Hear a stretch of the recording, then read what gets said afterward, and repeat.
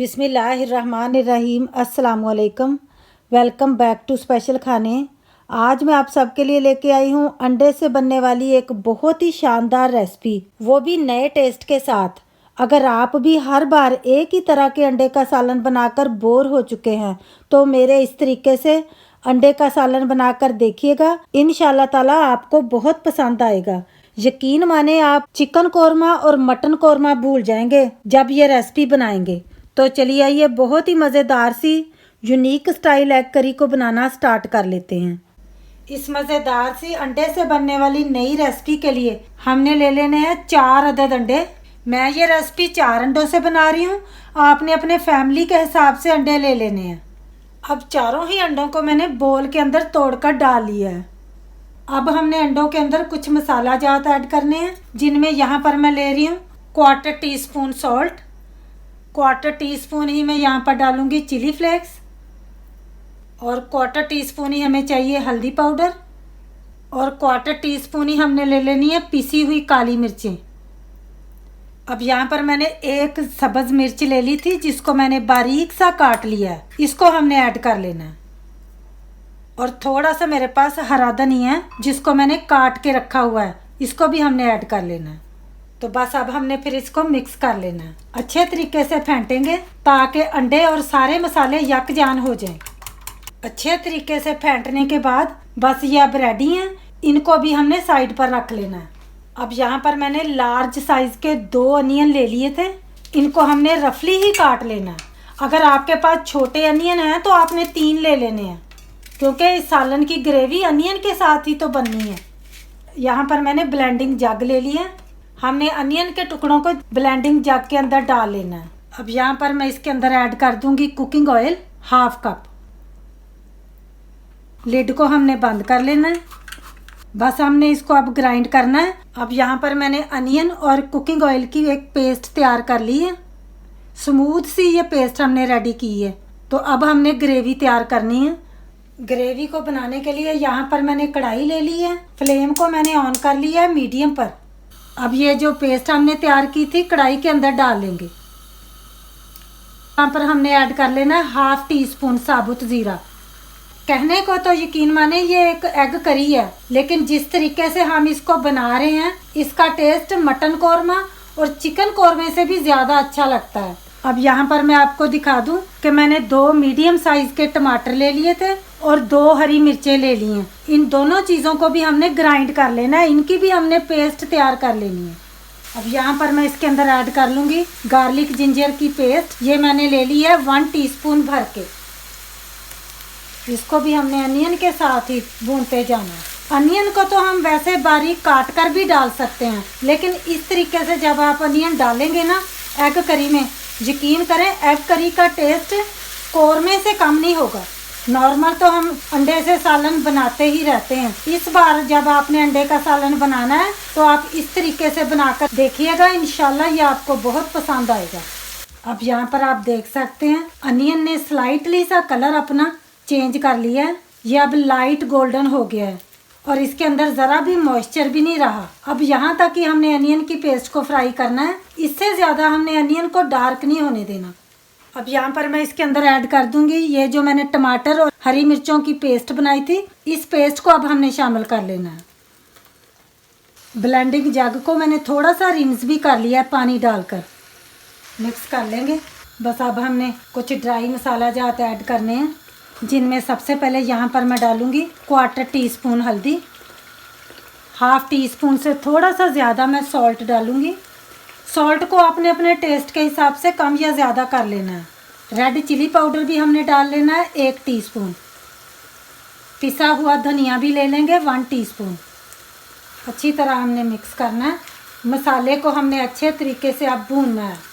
जितना अच्छा अब मसाला हम भूनेंगे उतना ही अच्छा हमारे एग करी का टेस्ट आएगा। सर्दियों में इस तरीके से जब आप अंडे का सालन बनाएंगे तो बहुत ही मज़ेदार लगेगा। अभी हम थोड़ी देर के लिए कवर कर देंगे। अब 2 से 3 मिनट मसाले को ढककर पकाने के बाद मसाले ने ऑयल को अच्छे तरीके से रिलीज़ कर दिया है। इसका मतलब है मसाला अच्छे तरीके से भून चुका है। क्योंकि हमने ग्रेवी बनानी है तो उसके लिए अब हमें यहाँ पर पानी ऐड करना होगा। तो मैं यहाँ पर पानी ऐड करूँगी तकरीबन 1.5 कप। आपने पानी उतना ऐड करना है जितनी थिक आपने ग्रेवी रखनी है। अगर आपने थोड़ी सी पतली ग्रेवी रखनी है तो आप 2 कप भी ऐड कर सकते हैं।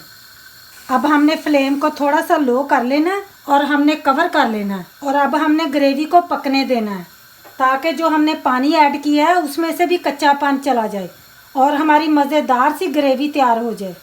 अब ग्रेवी वाली कढ़ाई को मैं दूसरे चूल्हे पर शिफ्ट कर दूंगी। अब यहाँ पर हमने एक दूसरा काम कर लेना है। मैंने फ्राइंग पैन ले लिया है, फ्लेम को भी मैंने ऑन कर लिया है लो पर। अब फ्राइंग पैन के अंदर मैं शामिल कर लूँगी तकरीबन 1 teaspoon cooking oil. Cooking oil को हमने फ्राइंग पैन के अंदर इस तरह स्प्रेड कर लेना है ताकि फ्राइंग पैन को अच्छे तरीके से ऑयल लग जाए। अब ये जो हमने एग का मिक्सचर रेडी करके रखा है इसको हमने अच्छे तरीके से फिर से एक बार मिक्स कर लेना है और फिर हमने थोड़ा सा पैन के अंदर पोर कर लेना है। अच्छे तरीके से हमने पैन के अंदर एग को स्प्रेड कर लेना है। जब एग एक साइड से नीचे वाली साइड से पक जाए तो हमने इसको फ्लिप ओवर नहीं करना। हमने इस तरह कोई स्पैचुला ले लेना है या फिर स्पून ले लेना है। इस तरह हमने हल्के हाथ के साथ एग के एक किनारे को पकड़ना है। इसको हमने फोल्ड कर लेना है। थोड़ा सा प्रेस भी करते जाएंगे और फोल्ड करते जाएंगे। इस तरह हमने ऊपर से फिर अच्छे तरीके से प्रेस कर लेना है। अगर हम दोनों साइडों से एग को पका लेंगे ना, फोल्ड करते करते ही फिर वो टूटने लग जाता है। बस आपने एज इट इज़ जैसे मैंने किया है ना फोल्ड, आपने भी ऐसे ही करना है। थोड़ा सा इसको हमने टर्न भी कर लेना है। जब दोनों साइडों से हमने अच्छे तरीके से इसको पका लेना है तो फिर हम इसको काट लेंगे। 2-2 इंच के फासले पर मैं इसको काटूंगी। आप टुकड़े छोटे भी कर सकते हैं। बस फिर अब हमने इनको निकाल लेना है। आप ठंडा करने के बाद भी काट सकते हैं जैसे आपको इजी लगे। इसी तरह हमने थोड़ा सा ऑयल और डाल लेना है। अच्छी तरह पैन के अंदर स्प्रेड कर लेंगे। फिर से हमने एग का मिक्सचर ले लेना है और पोर कर लेना है। हमने 4 एग लिए हैं ना, तो हमने 3 बनाने हैं पैनकेक से। 1 ही मिनट लगता है, ज़्यादा टाइम नहीं लगता इसको बनाने के लिए। एक साइड जब डन हो जाए तो हमने थोड़ा सा किनारा इस तरह स्पैचुला के साथ उठाना है, फोल्ड कर लेना है। जब हमने इस तरह फोल्ड कर लेना है तो फिर हम इसको इस तरह काट लेंगे। ये भी अब रेडी हो गया है। इसको भी हमने इसी तरह प्लेट में निकाल लेना है। आपने देख लेना है आपको थोड़े से लंबे शेप पसंद है या स्क्वायर पसंद है। अब हम अपनी ग्रेवी को भी चेक कर लेते हैं। माशाल्लाह से देखें ग्रेवी का कलर कितना अच्छा आया है, कितनी नाइस ये बन के रेडी हुई है। बहुत ज़्यादा हमने गाढ़ी नहीं करनी अभी। सॉल्ट को मैंने चेक किया था तो थोड़ा सा मुझे कम लग रहा था, तो मैं ½ टीस्पून और शामिल कर लूँगी। और साथ ही यहाँ पर मैंने ½ टीस्पून कसूरी मेथी ले ली है। कसूरी मेथी को हमने हाथों से मसल कर डाल लेना है ताकि ग्रेवी के अंदर से अच्छी सी खुशबू आए। और साथ ही यहाँ पर मैं ऐड कर लूँगी ½ टीस्पून गरम मसाला। मिक्स कर लेंगे। तो हम इसके अंदर ऐड कर लेंगे ये जो एग के हमने टुकड़े काट कर रखे हैं, इनको हमने 1 बाय 1 उठाकर डाल लेना है। अब यहाँ पर मैं ऐड कर लूँगी हरा धनिया जो मैंने वॉश करके काट के रखा हुआ है।